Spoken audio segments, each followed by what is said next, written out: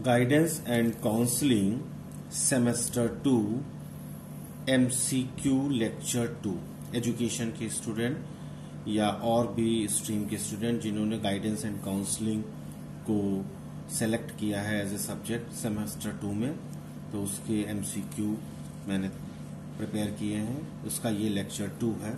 Question number 13 lecture 1 में question number 12 तक थे। क्वेश्चन नंबर 13, निर्देशन का उद्देश्य व्यक्ति के आधारभूत लक्ष्यों ए पार्ट ज्ञान का विकास करना है, व्यक्तित्व का विकास करना है या कौशल का विकास करना है।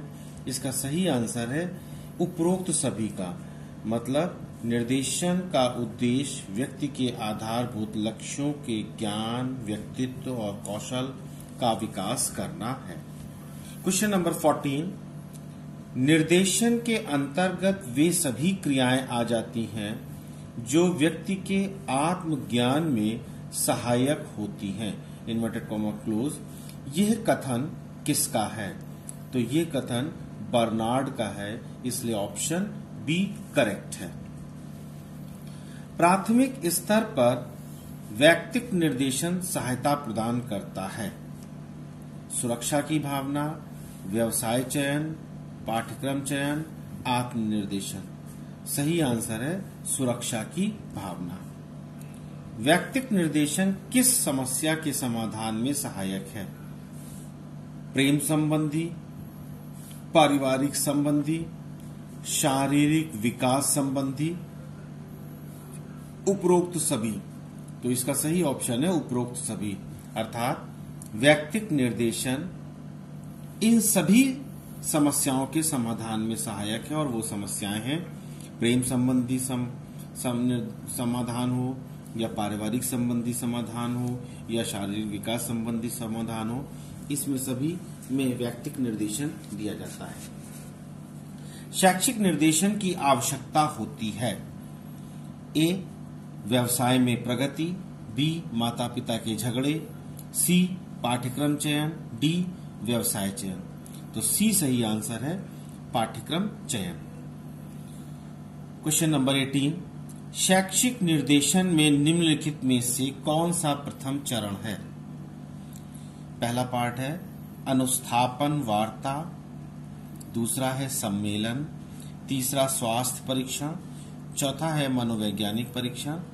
सही आंसर है अनुस्थापन वार्ता, अर्थात शैक्षिक निर्देशन में अनुस्थापन वार्ता का कौन सा प्रथम चरण है? तो अनुस्थापन वार्ता शैक्षिक निर्देशन में प्रथम चरण है। क्वेश्चन नंबर 19, उदीयमान विद्यालय सिद्धांत निर्देशन को समस्त अधिगम के एक पक्ष के रूप में स्वीकार करता है। अतएव अधिगम परिस्थितियों के कुशल प्रबंधन में निर्देशन केंद्रित होना चाहिए। यहाँ पे इन्वर्टेड कॉमा क्लोज कर दिया। तो ये बताना है कि ये कथन किसका है?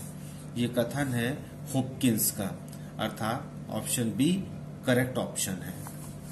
क्वेश्चन नंबर 20, शैक्षिक निर्देशन छात्रों को उनके विषयों के या उनके विषयों को चयन करने में किसी भी प्रकार योगदान नहीं करता। ये कथन सत्य है, पूर्णतः सत्य है, असत्य है, इनमें से कोई नहीं। तो ये कथन जो है ये असत्य है, अतः ऑप्शन सी सही है।